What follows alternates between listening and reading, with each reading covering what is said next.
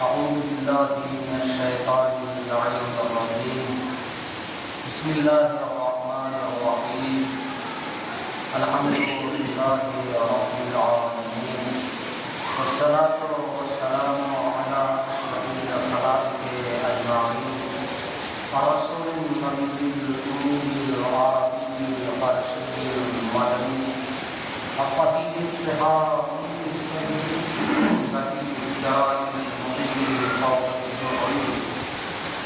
صاحب القار والسكينة المجنون وقاطع البرية العقل المولد ورسول المصطفى أمره المحمود الأحمد حبيب إله العالمين القاسم محمد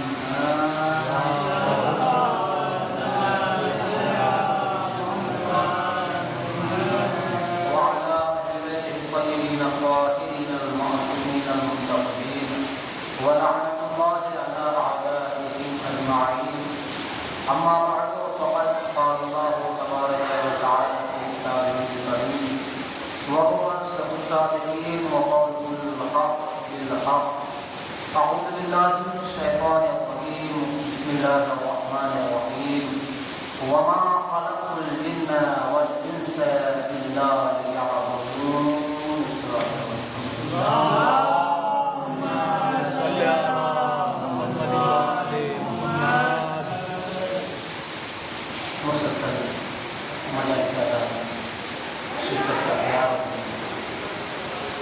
اور الگ الگ عبادات اور واجبین وبعض بیانات آپ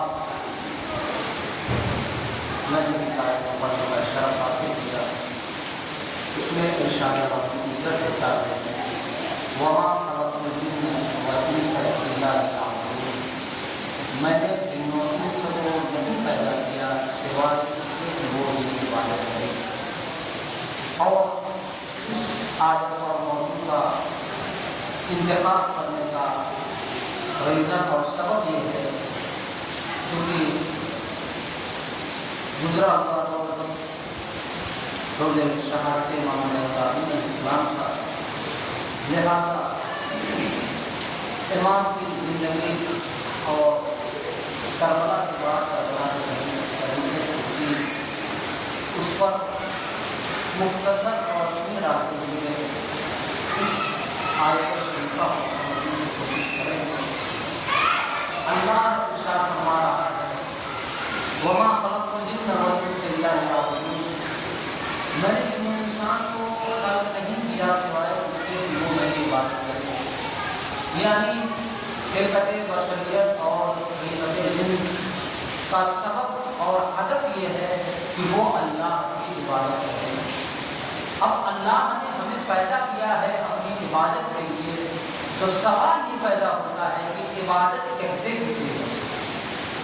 ہمارے سماج اور معاشرے میں لفظ عبادت بہت چھوٹا کر دیا گیا ہے، لفظ عبادت کو محدود کر دیا گیا ہے۔ لفظ عبادت جیسے ہی ہمارے کانوں تک پہنچتا ہے ہماری فکر صرف یہیں تک پہنچتی ہے کہ روزہ رکھنے کا نام عبادت ہے، نماز پڑھنے کا نام عبادت ہے، حج انجام دینے کا نام عبادت ہے، خمس و زکوٰۃ دینے کا نام عبادت ہے۔ یہاں تک ہم نے عبادت کو محدود کر دیا ہے، حالانکہ عبادت صرف اس کا نام نہیں ہے، عبادت دو چیزوں کا نام ہے۔ ایک عبادت کا نام ہے حقوق الہی اور دوسری عبادت کا نام ہے حقوق بشری۔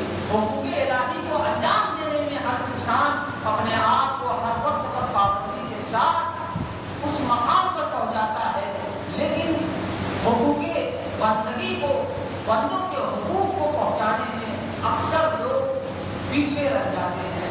صرف عبادت اس کا نام نہیں ہے کہ انسان روزہ رکھ لے، عبادت صرف اس کا نام نہیں ہے کہ انسان حج پر چلا جائے، بلکہ عبادت نام ہے اپنے بھائی کے ساتھ رحمی کا، اپنے والدین کے ساتھ سلوک کرنے کا، اپنے ہمسائے کا خیال رکھنے کا نام عبادت ہے۔ راستے میں پڑے ہوئے پتھر کو ہٹا دینے کا نام عبادت ہے۔ کوئی اندھا ہے سڑک کے پار نہیں جا پا رہا ہے تو اس کو سڑک پار کر دینے کا نام عبادت ہے۔ آپ ہر وہ کام جو رضائے الہی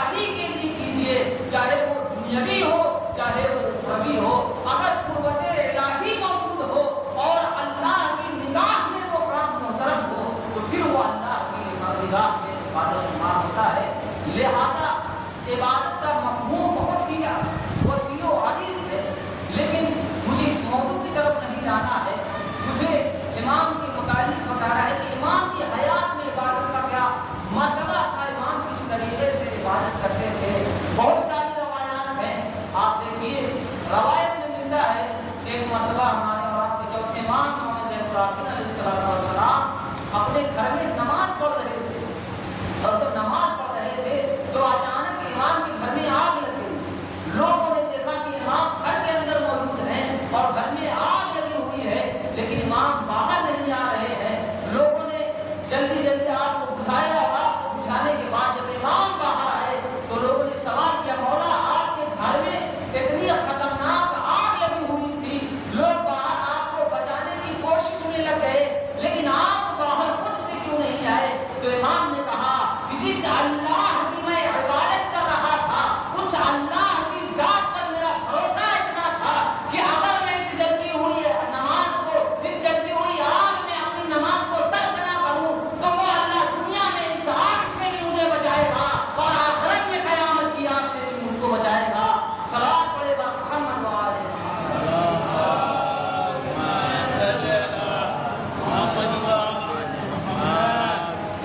अल्लाह के लिए मैं इबादत को अंजाम दे रहा था, उसकी जात पर मुझे ऐसा भरोसा था कि ये आग मेरा कुछ नहीं बिगाड़ सकती, क्योंकि मैं उससे अल्लाह के लिए इबादत कर रहा हूँ जो के हमदो सना है। इसी तरीके से एक और वाक़या मिलता है। एक मरतबा इमाम अपने घर में इबादत में मौजूद थे, इमाम इबादत कर रहे हैं, अचानक शोर उठा कि पांचवें इमाम कुएं में गिर गए हैं और लोग इमाम को बचाने की कोशिश कर रहे हैं। चौथे इमाम इत्मीनान के साथ अपने घर में नमाज पढ़ रहे हैं। नमाज को मुकम्मल करने के बाद इमाम बाहर आए, लोगों ने इमाम से सवाल किया, इमाम क्या आपको खतरा नहीं था? क्या इमाम आपको डर नहीं था कि आपका बच्चा कुएं में डूबकर मर भी सकता था, लेकिन आपने आने में इतनी ताख़ीर क्यों कर दी? इमाम ने कहा कि जिस जात ने मुझे मेरे बेटे को अता किया है वही जात इसकी हिफाजत करने वाला है, और मैं उसी की इबादत में मशगूल था। और मुझे ये यकीन है कि अगर कोई बंदा अल्लाह की खालिसतन इबादत करता है तो अल्लाह उसकी जान मान की हिफाजत करता है। लिहाजा ऐसे ऐसे वाक़यात हैं इमाम की ज़िंदगी में। यूं ही नहीं इमाम को ज़ैनुल आबिदीन कहा जाता है, यूं ही नहीं इमाम को सय्यदुस साजिदीन कहा जाता है। आप देखिए इमाम के अलावा, चौथे इमाम के अलावा मौला मुत्तकियान ने नमाज की हालत में जब इमाम को ज़रूरत लगी, शहादत हुई, तो इमाम नमाज पढ़ा रहे थे। इसके अलावा करबला के मैदान में देखिए इमाम हुसैन अलैहिस्सलाम का आखिरी लम्हे में सर सजदे शुक्र में था, लेकिन न मौला मुत्तकियान को ज़ैनुल आबिदीन कहा गया और न ही इमाम हुसैन अलैहिस्सलाम को ज़ैनुल आबिदीन कहा गया। ये ज़ैनुल आबिदीन है, लेकिन खास लक़ब जो मिला है वो हमारे चौथे इमाम को रवायत में मिलता है कि इमाम इतनी ज़्यादा नमाज पढ़ते थे कि इमाम के आदाए सजदा पर खट्टे पड़ जाते थे और साल में 2 मरतबा खंजरों के जरिए से उसको जुदा किया जाता था। और इमाम ये वसीयत करते थे कि जो ये गट्टे मेरे नमाज के पढ़ने से हुए हैं, इसको मेरे कफन में मेरे साथ रखना, ये मेरे लिए कब्र में नूर और रोशनाई का सबब बनेंगे। ये इमाम का आप ज़ियारत पढ़ें, चौथे इमाम के इमाम ने ज़ियारत में मिला सलाम अलैका या जस्सफना। इमाम क्यों कहा गया है सलाम हो आप पर है? नमाज की हालत में नमाज इस तरीके से अदा करने वाले कि जिसके आदाए सजदा पर घुटियां जम जाती थी, ये इमाम का मकाम था। इसके अलावा आप करबला के मैदान में देखिए जिस तरीके से इमाम ने दुनिया का आखिरत का ख्याल रखा है, उसी तरीके से इमाम ने लोगों का भी ख्याल रखा है। ऐसा नहीं है कि इमाम ने सिर्फ जो है इबादत से मुराद इबादत इलाही को लिया है, बल्कि इमाम के पास इल्म होता है, इल्म गैब होता है। इमाम ने हमें सही मफ़हूम समझाया है इबादत का। इबादत कहते किसे है? एक शख्स था, मोमिन था, हर साल अपने घर से हज के लिए रवाना होता था और चौथे इमाम के लिए कुछ हदिया लेकर जाता था। हर साल का ये उसका मामूल था कि जब भी वो हज पर जाता था तो वो इमाम के लिए कोई न कोई हदिया लेकर जाता था। और सालहा इसी तरीके से गुजरते रहे। एक मरतबा उसकी दौजा की और उसकी बीवी ने कहा कि कौन है वो शख्स जिसके लिए तुम इतने हदिये लेकर जाते हो, लेकिन वो कभी तुम्हें हदिया नहीं देता है। और जैसे ही उस औरत का ये कहना था, उसके शौहर ने कहा खबरदार अगर दोबारा ये जुमला कहा, इमाम तुम्हारे कलाम को सुन रहे हैं। आइंदा साल जब वो शख्स हज पर गया और हज पर जाने के बाद जैसे ही इमाम के महज़र में वाक़ हुआ, क्या देखा कि इमाम दस्तरखान पर खाना खा रहे हैं। इमाम ने कहा मुबारक हो, अच्छे वक्त से आए हो, आओ हमारे साथ गदा तनाव करो, आओ हमारे साथ खाना खा लो। और जैसे ही खाना खाया तो इमाम ने पानी के बर्तन को उठाया और उठाकर कहा चलो मैं तुम्हारे हाथ को धुलवा देता हूँ। वो शख्स अपनी नम आंखों से कहता है मौला इस गुलाम की इतनी जसारत नहीं है कि वो अपने हाथों को आप धुलवाए। हाँ मौला, मेरे लिए शर्त की बात ये होगी अगर आप मुझे इजाजत दें कि आप अपने हाथ को धुले और मैं पानी डालूं। इमाम ने कहा देखो तुम मेरे मेहमान हो, लिहाजा फर्ज मेरा बनता है, लेकिन अगर तुम्हारी ख्वाहिश ये है कि तुम मेरे हाथ को धुलवाओ तो फिर बिस्मिल्लाह। वो शख्स पानी का बर्तन लेकर इमाम के साथ रवाना होता है। दश्त लाया गया, इमाम ने हाथ को धुला और हाथ को धुलने के बाद जब वो पानी दश्त में गिरा तो इमाम ने कहा ये बताओ दश्त में क्या नजर आ रहा है। वो शख्स कहता है मौला पानी नजर आ रहा है। मौला ने कहा गौर से देखो उसमें क्या नजर आ रहा है। और वो गौर से देखने के बाद कहता है मौला इसमें तो याकूत नजर आ रहे हैं। मौला ने कहा और पानी डालो। जैसे ही वो पानी डालता है इमाम ने कहा तो अब देखो दश्त में क्या है। वो कहता है इमाम पानी नजर आ रहा है।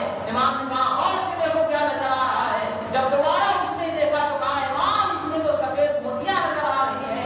इमाम ने कहा और पानी डालो। तीसरी मरतबा हाथ धुलवाया और दश्त में पानी गिरा। इमाम ने कहा अब देखो दश्त में क्या नजर आ रहा है। वो कहता है मौला पानी नजर आ रहा है।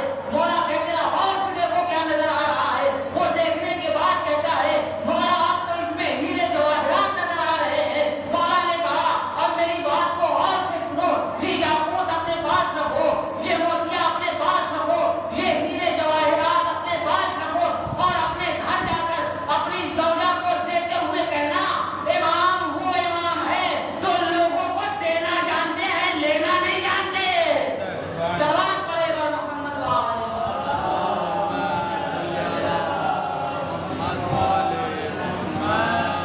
इमाम लोगों को देना जानते हैं, इमाम देना नहीं जानते हैं।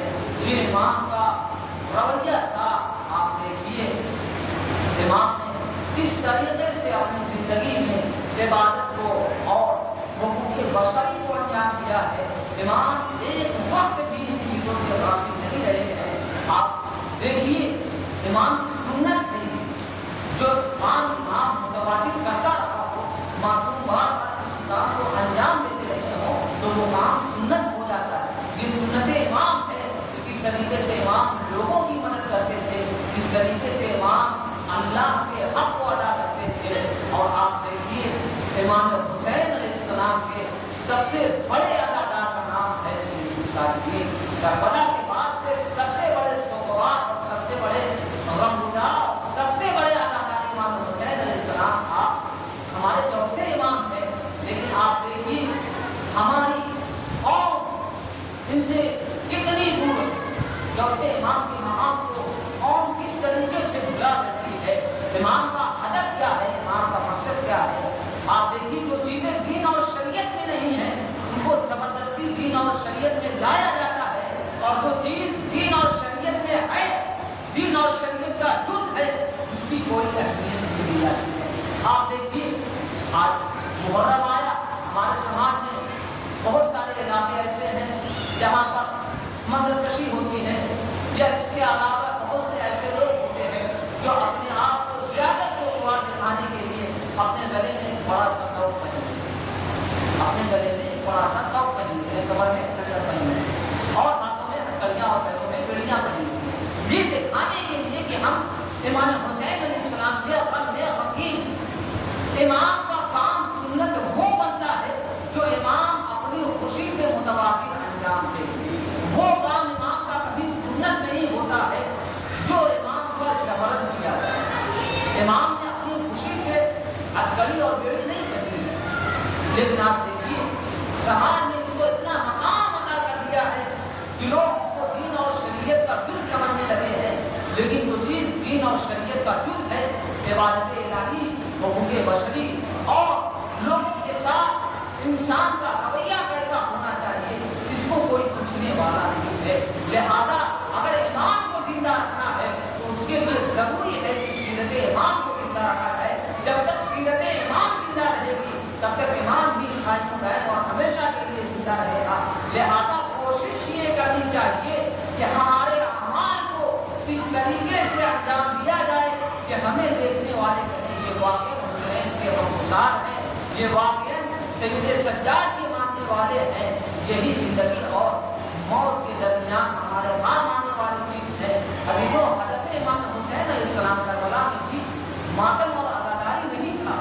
امام حسین علیہ السلام کا مقصد کربلا کے میدان میں یہ نہیں تھا کہ امام کی شہادت کے بعد لوگ آئے اور شبیداریاں کریں، لوگ آئے اور جلوس نکالیں، لوگ آئے اور اس طریقے سے بہت ساری چیزوں کو انجام دیں۔ امام کی قربانی کا مقصد یہ تھا اور ہدف یہ تھا کہ لوگ ایک دوسرے کے حق کو پہچانیں، لوگ اللہ کی معرفت کو حاصل کریں، لوگ یہ سمجھیں کہ ان کو اس لیے پیدا کیا گیا ہے۔ اور اگر آپ اور ہم اس کام کو انجام دیں کہ لوگوں کے حق کو صحیح طریقے سے ادا کریں، اللہ کے حق کو صحیح طریقے سے ادا کریں، سماج میں ہمارا صحیح رویہ اور سلیقہ ہو، تو پھر ہم سے بڑا امام حسین علیہ السلام کا عدالت اور انصاف کوئی نہیں ہو سکتا۔ کیونکہ امام حسین علیہ السلام کا عدالت ہونا کافی نہیں ہے، بلکہ ان کے مقصد کو، ان کے ہدف کو، ان کے مشن کو باقی رکھنے کا نام عدالت ہے۔ اور جب اس چیز کی طرف توجہ دی جائے گی تو انسان ایک حقیقی اور کامیاب انسان بنے گا، جو اپنے مقصد میں، جس مقصد کے لیے اسے عقل کے کیا گیا ہے، وہ اس میں کامیاب و کامران ہوگا۔ عزیزوں، آپ دیکھیے وہ امام جسے قیدی بنایا گیا، لیکن امام ایک لمحے کے لیے بھی نماز سے غافل نہیں۔ اپنی گفتگو کو آپ دیکھیے کربلا کے میدان میں بہت غریب امام، یہ امام بہت غریب امام، ایک ایسی غربت ہے اس امام کی جسے کربلا کے میدان میں دیکھا جا سکتا ہے۔ وہ امام جس کی امامت میں پنجہ سوال تھا، بیٹا سید سجاد خیمے سے باہر نکلے یا خیمے میں جل کر مر گئے۔